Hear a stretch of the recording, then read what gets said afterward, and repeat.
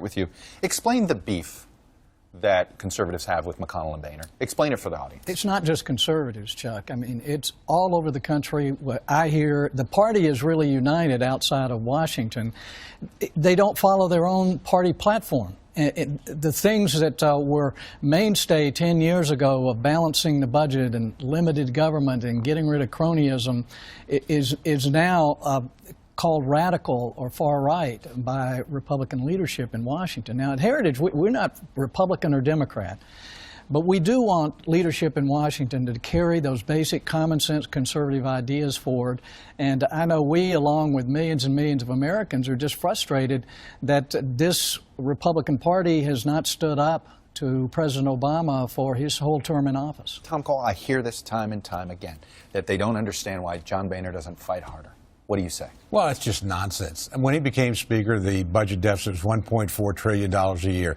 This year, it'll be under $430. We've got the first real entitlement reform, which lowered the unfunded liability in the Medicare fund by $2.9 trillion.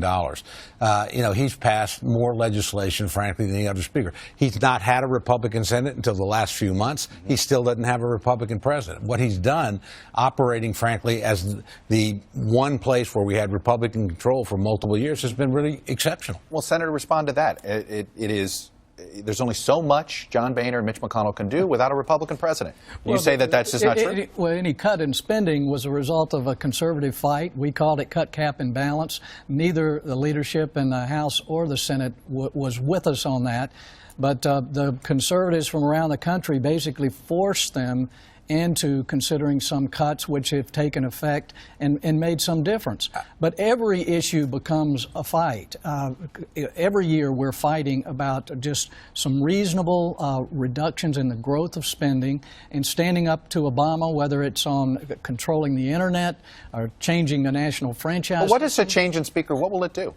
Well, we're not advocating one. I understand you're not advocating, but what would that do? A change in leadership either in style or in personality? What do you think that would do? Well, I think what conservatives need, and I would assume what a lot of Republicans around the country want, are leaders in Washington who are advocating for those principles that we know made this country great and will make life better for every American. We just don't hear that out of them. We don't even hear a plan. We're 2 weeks from the end of the year. Have you heard anything from any of the leadership in Washington about what we're going to do here at the end of the year?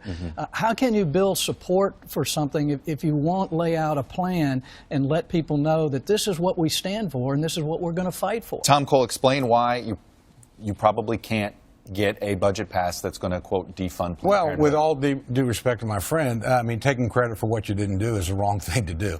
Look, John Boehner negotiated the Budget Control Act. That's what lowered the deficit, and that's just the fact.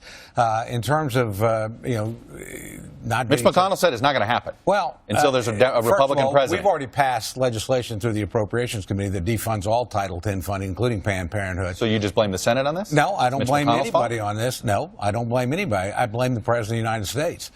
You know, we have a Republican president. We don't appropriate to Planned Parenthood. We appropriate the Department of Health and Human Services. It then awards grants. Right. So, frankly, you got to have a president that'll give you a department secretary that'll actually follow those principles. All right, this is going to be something that is going to be continued, and it could be a crazy 6 weeks. Tom Cole, Jim DeMint, thanks for coming on and being civil.